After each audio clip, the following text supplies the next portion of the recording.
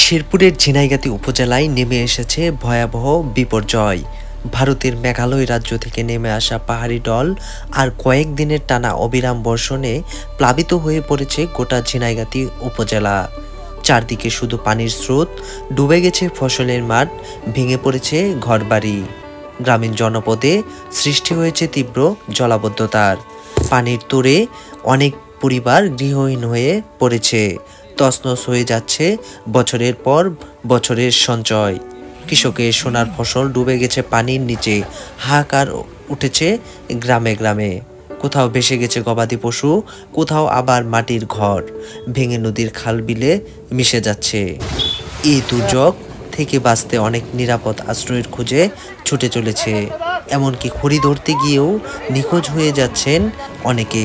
শঙ্কা বাড়ছে প্রাণহানিরও। একদিকে প্রাকৃতিক দুর্যোগ, অন্যদিকে অবর্ণীয় মানবিক বিপর্যয়। ঝিনাইগাতীর মানুষ এখন দিশেহারা। চারিদিকে শুধু কান্না আর আহাজারি সুর ভেসে আসছে।